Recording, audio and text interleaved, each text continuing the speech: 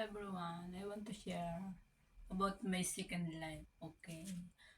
Yung pagkaka-opera ko as in mayuma. For now, I'm recovered to operation of surgery. So, napakahirap, no? Yung lalo na yung start bag na, lalo na yun sa ibang bansa ka, mapipil mo na ganito yung kalagayan mo, di ba? Di mo maiiwasan parang ma-homesick ka kasi nga ganun yung sistema mo. Pero bilang OFW, you need to fighting in yourself, okay? Even your family not beside you, okay, go. Whatever happening in your life, okay, go. Kasi dito kasi sa Taiwan, yung operation kasi nila dito. Maganda yung operation nila dito. And then yung sakit ko naman sa as mayuma, not cancer, but I need remove kasi lumalaki nga yung mayuma. Dito lang siya. Maliit pa lang siya, pero kailangan mo na din siyang i-remove. Kasi iba-iba naman kasi yung sintomas ng mayuma. Sa akin naman kasi hindi ako nung dinudugo o whatever. Yung akin, parang yung lumalaki lang siya. Lumalaki lang siya. And then after that, I check up and then I detect maybe one day I detect and then 1 week I go to another hospital and then after that I say same situation ba? And then I decide to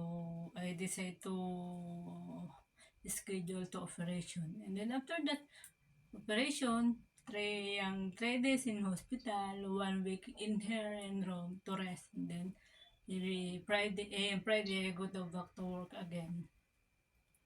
And then yung kasing cause ng myoma, medyo okay naman yung sa akin kasi hindi masyadong complicated. Hindi katulad ng iba kasi. Yung iba kasi daw, lumalala daw kasi yun. Pag hindi mo nagapan, lalala siya. Kaya mas bitter, pa-opera mo na din. Kasi sa Pilipinas, napakalaki nung magagastos natin sa operation sa Pilipinas, di ba? Dito sa Taiwan, maliit lang yung biniyadan ko kasi may health insurance kami dito sa Taiwan. Maliit lang ba, kayang-kaya lang sa bulsa. Kaya yung kagandahan kasi din dito sa Taiwan, yung maganda yung hospitality nila. Mamaya iatas ko sa inyo sa video ko yung mga details kung paano nangyari yung mga ganun. And then after nyan, kung ano yung mga medical treatment, may mga iniinom din ako na gamot na binigay sa akin na pang-ampat ng hindi na masyadong Ang ginawa nga pala sa akin operation yung Let's Kiss Coffee, yung lang, binubutas lang siya. Kaya hindi masyadong fix dito, dito lang. Kumukuha talaga sila ng butas dito sa may pusod natin kasi parang inaano lang nila.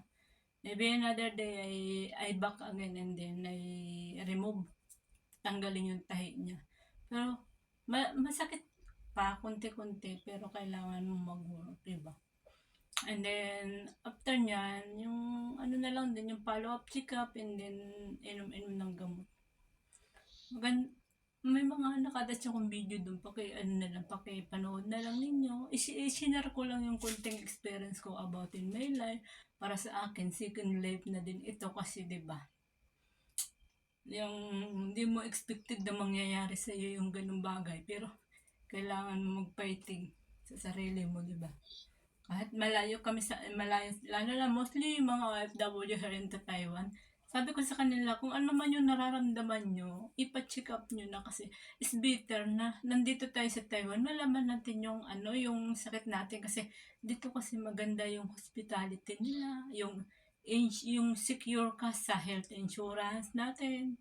Yun lang yung kagandahan dito, yung hindi mo siya nare-refund, pero pagdating sa health insurance mo, magagamit mo siya anywhere na man sakit mo, magagamit mo siya. Konti lang mababayaran mo.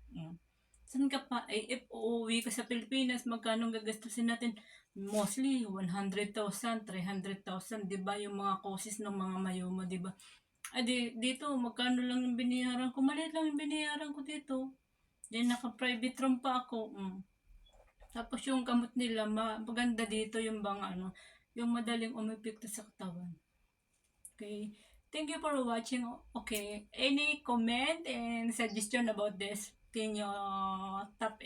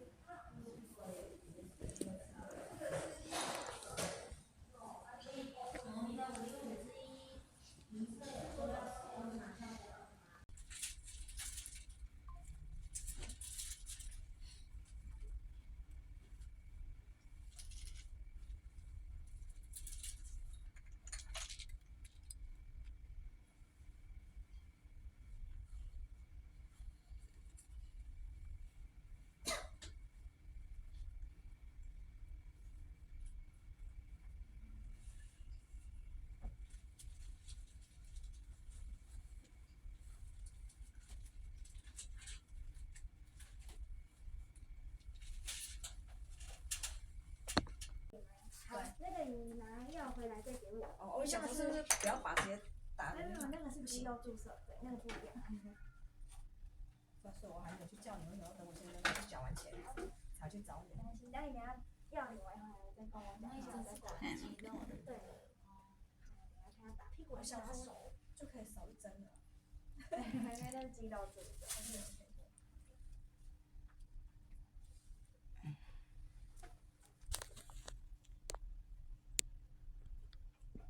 你生产完掉更多头发，我那时候生产完哦，掉头发，可是很快又会长